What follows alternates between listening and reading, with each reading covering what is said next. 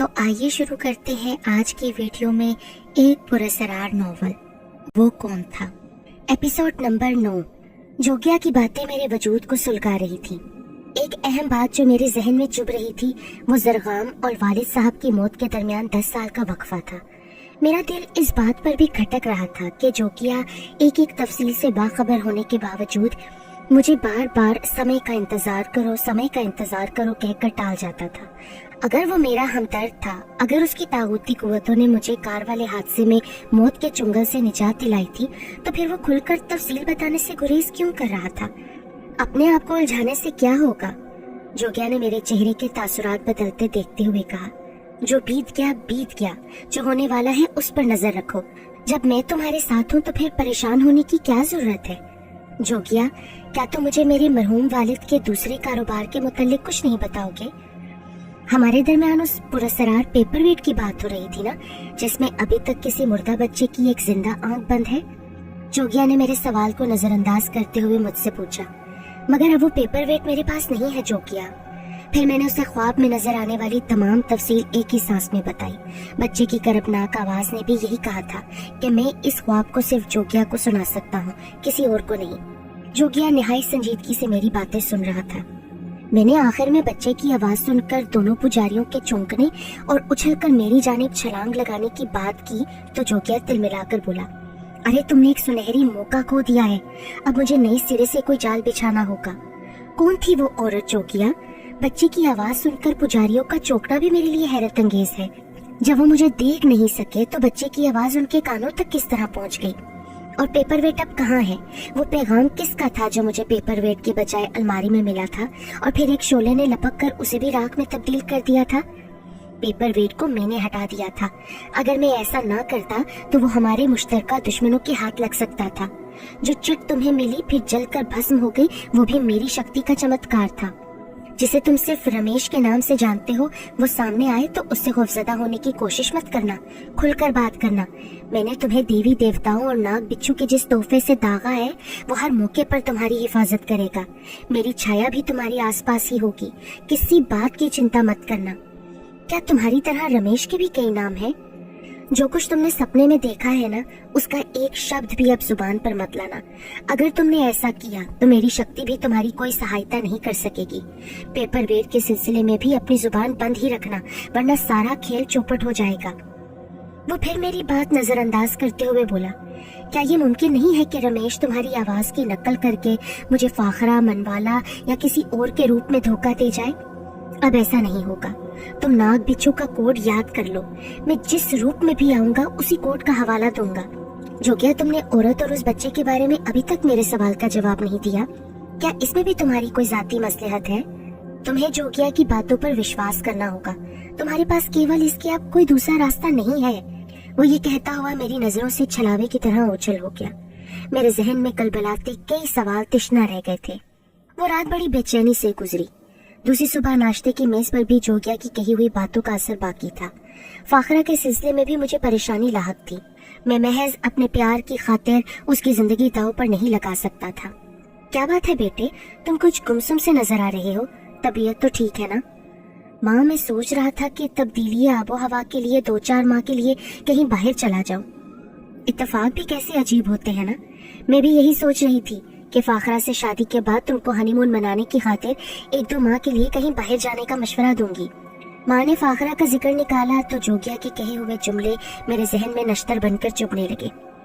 रशीद फारूकी के बारे में आपकी जाती राय क्या है? मैंने अपने कारोबार के उमर रसीदा जनरल मैनेजर का जिक्र निकालकर मौजू बदलने की कोशिश की। क्या उन पर भरोसा किया जा सकता है कि मेरी गैर मौजूदगी में वो सारा काम संभाल लेंगे? क्यों नहीं बेटा, तुम्हारे वालिद भी उन पर बेहद भरोसा करते थे। मैं भी फारूकी साहब की शराफत और ईमानदारी की गवाह हूँ। तुम आंख बंद करके उन पर एतबार कर सकते हो। लेकिन रशीद साहब ने मुझसे कभी इस बात का जिक्र नहीं किया कि वालिद साहब कोई और कारोबार भी करते थे। कोई और कारोबार? मैं समझी नहीं कि तुम किस कारोबार का जिक्र कर रहे हो। अम्मी, मैंने पहले आपसे पूछना मुनासिब नहीं समझा। दरअसल मेरे हादसे से 1 हफ्ता कबल किसी ने मुझसे फोन पर अपनी रकम का तकाजा किया था। उसने कहा था कि हमारे किसी निजी कारोबार में वो वालिद साहब के साथ 25% का शरीक था और अभी तक उसे मुनाफे की मद में एक माकूल रकम की अदायगी नहीं की गई। वालिद साहब की मौत की वजह से उसने फौरी तौर पर तो कोई मुतालबा मुनासिब नहीं समझा था, तो तुमने उसे क्या जवाब दिया? वो कितनी रकम का मुतालबा कर रहा है बेटा? उसने 1,75,000 का मुतालबा किया था अम्मी। क्या आपको इल्म है कि वालिद साहब कोई नहीं, तुम्हारे बाप का कोई दूसरा कारोबार नहीं था, लेकिन मेरा मशवरा है कि तुम उसकी मतलूबा रकम उसके हवाले कर दो। क्या मतलब अम्मी? जब वालिद साहब ने दूसरा कोई कारोबार सिरे से किया ही नहीं तो रकम की अदायगी का क्या सवाल पैदा होता है? तुमको अभी हालात और वक्त का ज्यादा तजर्बा नहीं है बेटा। अक्सर शरपसंद लोग बड़े कारोबारी अफराद से जबरदस्ती रकम वसूलने की खातिर इसी किस्म का बहाना तराशते हैं, लेकिन जान का सदका माल होता है बेटा। अगर तुमसे 1 हफ्ता कबल रकम का कोई मुतालबा किया गया था तो तुम्हें पहली फुर्सत में मुझसे मशवरा करना जरूरी था ना। हो सकता है तुम जिस हादसे से 2-4 हुए हो उसकी पुश्त पर भी उन्हीं बदमाशों का हाथ रहा हो। गोया आप मुझे ये हुक्म दे रही हैं कि मैं गुंडों और लफंगों को उनकी मुंह मांगी रकम अदा करता रहूं। इस तरह तो उनकी हिम्मत और मुतालबात और बढ़ जाएंगे ना। बहस मत करो दानिश, मुझे तुम्हारी जिंदगी कागज के चंद टुकड़ों से ज्यादा अजीज है। अगर तुम भी ना रहे तो। माँ ने अपना जुमला मुकम्मल नहीं किया, पलकों की ओर से उबलने वाले आंसुओं को दुपट्टे की आंचल से पोंछती हुई तेजी से उठकर अपने कमरे में चली गई। पता नहीं क्यों मेरा दिल गवाही दे रहा था कि माँ मेरे वालिद की मौत के किसी अहम राज से वाकिफ है। जोगिया की दूसरे व्यापार वाली बात की सदाकत जानने की खातिर मैंने माँ के सामने किसी के फोन करने वाली फर्जी कहानी सुनाई थी और माँ की हालत गैर हो गई थी। मेरे वजूद के सन्नाटे में गर्म आंधियों से उड़ने वाले संगरेजे चुभने लगे।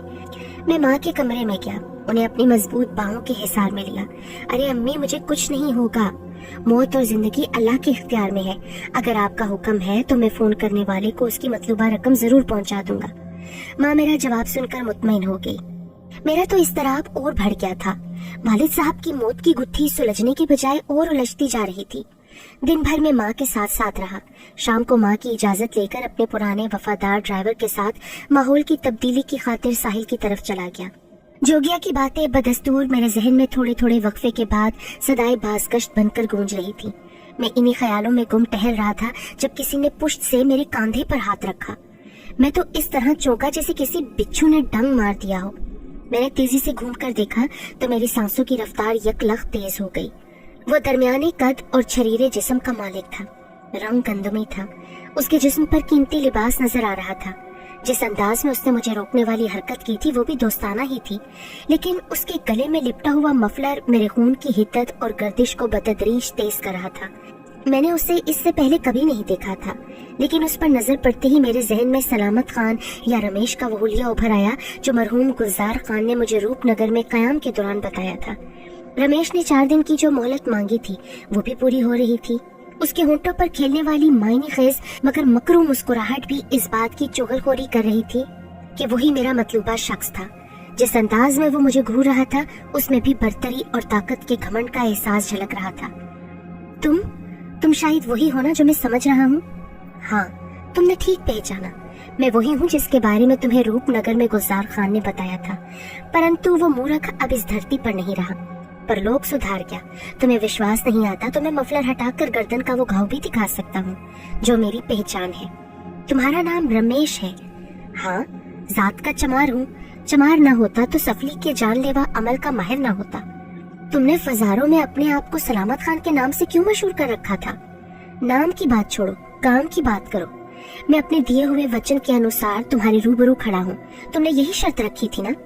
मेरे बाप के कत्ल में तुम्हारा क्या किरदार था? सूत के कच्चे धागे पर वो जानलेवा अमल मैंने ही किया था जो तुम्हारे पिता के शरीर का सारा खून पी गया था। और क्या जानना चाहते हो? वो बड़ी ढिठाई से बोला। मेरे बाप ने तुम्हारा क्या बिगाड़ा था? कोई ना कोई कारण तो अवश्य होगा। बिला कारण के कौन किसी के खून से हाथ रंगता है? तुम्हारे नापाक और गंदे इरादों के पीछे कोई जाती दुश्मनी थी या किसी दुश्मन ने तुम्हें मुंह मांगी कीमत देकर खरीदा था? मैंने तुमसे फोन पर कहा था ना कि जो बीत गया उसे अपनी बुद्धि से निकाल दो। जो एक बार ऊपर चला गया वो दोबारा पलटकर धरती पर नहीं आता। तुम्हारे धर्म कर्म की किताबों में तो यही लिखा है ना। फिर बाल की खाल निकालने और गड़े मुर्दे उखाड़ने से क्या प्राप्त होगा? तुमने दूबदू बात करने की शर्त रखी थी ना। मैं तुम्हारे सामने खड़ा हूँ। मैंने अपना दिया हुआ वचन पूरा कर दिया। अब तुम्हारी बारी है। तुम मुझे रूपनगर से दूर क्यों रखना चाहते हो? क्यों और कैसे की बातें छोड़ो दानिश जी। तुम पढ़े लिखे शरीफ आदमी हो उजले तन के मालिक हो, गन में पत्थर फेंकोगे तो उसकी छींटें तुम्हारे ऊपर जरूर आएंगी। मैं नीच जात का आदमी हूँ, मेरे साथ उलझोगे तो जो कुछ बचा है उससे भी हाथ धो बैठोगे। तुम्हारी मुक्ति इसी में है कि मेरा कहा मान लो। रूपनगर का ध्यान अपने मन से हमेशा के लिए निकाल दो, और वो बातें भी जो तुमसे गुलजार खान या कश्मीर एम्पोरियम पर उस मूर्ख बूढ़े की भटकती आत्मा ने की थी, जो अपने किए की सजा भोग चुका है। तुम शायद जरगाम की बात कर रहे हो ना? मैंने रमेश को बातों में उलझाने की कोशिश की। मुझे कोई आखिरी फैसला करने की खातिर कुछ वक्त दरकार था। मेरे जहन में जोगिया की पुरस्कार शख्सियत भी कलबला रही थी। उसने कहा था कि मैं रमेश के सामने घुटने टेकने की हमाकत भूल कर भी न करूं। ये भी यकीन दिलाने की कोशिश की थी कि मेरी पुश्त को नाग बिच्छू की मोहर से दाग कर जो तहफ्फुज़ फराम किया है, उसके हिसार को रमेश की तागूती कुव्वतें कोई नुकसान नहीं पहुंचा सकेंगी। ये भी कहा था कि मुझे रमेश से खौफज़दा होने की बजाय उससे खुलकर बात करनी चाहिए। उसकी परछाइयां आड़े वक्तों में मेरे आसपास ही कहीं मंडला रही होंगी। मुझे जोगिया की बातों की तस्दीक भी करनी थी। हाँ, मैं तुम्हारे पिता के उसी मित्र की बात कर रहा हूँ जो बहुत उछल कूद कर रहा था। उस मूर्ख को भी बड़ा घमंड था अपने असर और रसूख पर। वो चंडाल हमारे रास्ते में रोड़े अटकाने की भूल कर रहा था। मैं उसे ढील देता रहा, ठुमकी लगाता रहा, परंतु जब पेच लंबी हो गई तो मैंने डोर खींचकर उसे भी कन्ने से ऐसा काटा कि पुलिस आज तक कोई खोज नहीं लगा सकी। तुम्हारे पिता के साथ क्या हुआ? कानून के रखवाले मुझे भी उठाकर ले गए थे ना। सबसे ज्यादा मार कुटाई भी मेरे साथ की गई, लेकिन नतीजा ढाक के 3 पात के सिवा कुछ नहीं निकला। तंग आकर उन्होंने मुझे भी छोड़ दिया। मैं चाहता तो अपने काले अन से उन्हें भी तिगनी का नाश नचा सकता था, लेकिन मैंने जानबूझकर ऐसा नहीं किया। उनकी आंखों में धूल झोंक कर निकल जाता तो फिर बात भर जाती ना। अब तुम भी बात लंबी करने की भूल मत करो। समझ रहे हो ना मेरी बात? मैं सुन भी रहा हूँ और समझ भी रहा हूँ रमेश। अगर मैं तुम्हारी बात मानने से इनकार कर दूं तो? इनकार करने से पहले एक बार सोच विचार कर लो। क्या तुम किसी छाया के साथ पंजा लड़ाने की शक्ति रखते हो? नहीं, लेकिन मैं इतना जरूर जानता हूँ रमेश कि मौत और जिंदगी अता करने की कुव्वत सिर्फ और सिर्फ अल्लाह के इख्तियार में है। इंसान तो सिर्फ डींगे मार सकता है। क्या तुमने केवल यही बताने के लिए मुझसे दर्शन देने की शर्त बांधी थी? उसकी आंखों में शैतानी कुव्वतों की परछाइयां लहराने लगी। वो मुझे अपनी काली ताकतों से मरूब करना चाहता था। मैंने उसे बातों में उलझाने की कोशिश की। मेरी एक बात का जवाब दोगे? पूछो। मेरी जगह अगर तुम होते तो क्या तुम अपने बाप के कातिल या कातिलों को माफ कर देते? मैं तुम्हारा भाषण सुनने नहीं आया। मर्दों की तरह खुलकर साफ साफ बात करो। मेरे साथ छल कपट से काम लेने की भूल की तो तुम्हारा अंत जरगाम और कबीर अहमद से भी भयानक होगा। ये तुम कह रहे हो, लेकिन हो सकता है कि वही ताकत मुझे फिर बचा ले जिसने कार वाले होलनाक हादसे में मेरी जान की हिफाजत की थी। मैंने जोगिया की बात याद करते हुए मोहतात लहजे में जवाब दिया। रमेश मेरा जवाब सुनकर चौंका। उसकी आंखों की सुर्खी 2 चंद हो गई। मुझे उसकी निगाहें अपने वजूद में चुभती महसूस हुई। वो अपनी शैतानी कुव्वतों को बरोए कार लाकर मेरी कही हुई बात की तह तक पहुंचने की कोशिश कर रहा था। जब जोगिया की मानूस आवाज मेरे कानों में गूंजी, तुम बेफिक्र हो जाओ, मैं तुम्हारे साथ हूँ। अपनी जुबान पर काबू रखना। भूल से कोई ऐसी बात मत करना कि खेल चौपट हो जाए। जो पासा भी फेंकना सोच समझ कर फेंकना। क्या मैं रमेश की शैतानी और काली कुव्वतों के सामने कदम जमा सकूंगा? मैंने दिल ही दिल में सोचा।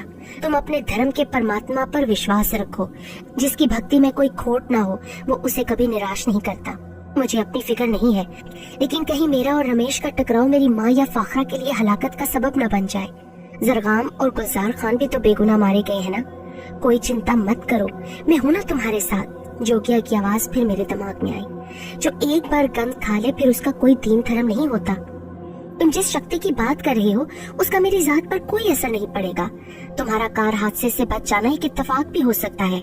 मेरी बात मान लो। सपने देखने से तुम्हें कुछ हासिल नहीं होगा दानिश। मेरे साथ नाता जोड़ लो, इसी में तुम्हारी मुक्ति है। दूर की सोचोगे तो बड़े घाटे में रहोगे। रमेश, तुम जो मुझे धमकी दे रहे हो ना, उसकी पुष्ट पर तुम्हारी गंदी जहनियत का दखल ज्यादा है।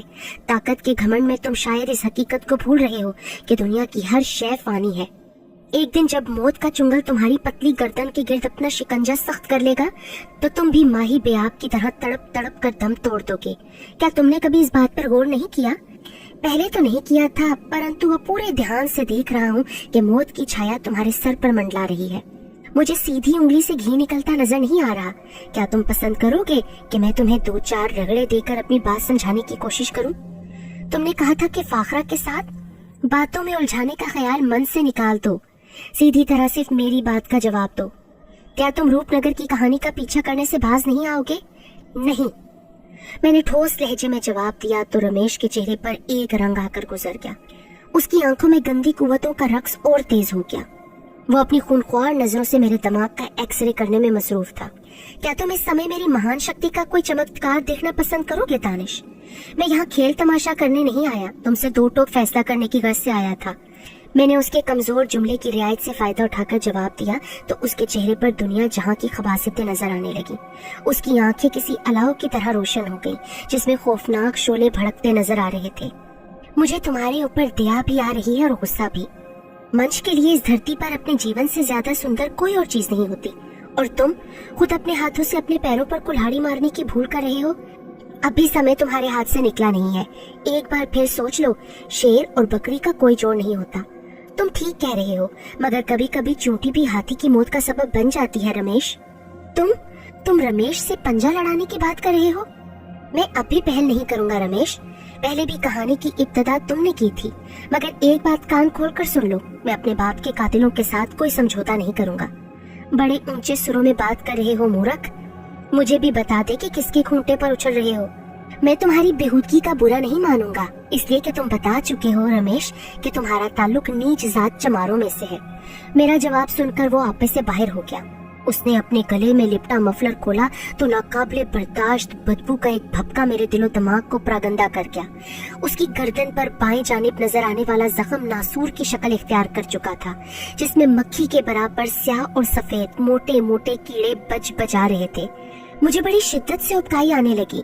मेरी समझ से ये बात बालातर थी कि खुद को रमेश तस्लीम कर लेने के बाद गर्दन के उस जख्म की रोनमाई की क्या जरूरत महसूस की थी उसने, जो उसकी सबसे बड़ी पहचान थी।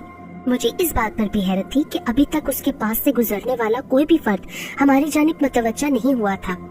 उसने अपने ताफून ज़दा जख्म से एक कीड़े को चुटकी में दबाकर बाहर निकाला। उसकी शोलाबार नजरें अभी तक मेरे चेहरे पर मरकूज थी। तू अपने पिता की मौत भूल गया? मेरे अमल से कच्चा धागा उसके शरीर का सारा खून चट कर गया था। तू किस खेत की मूली है?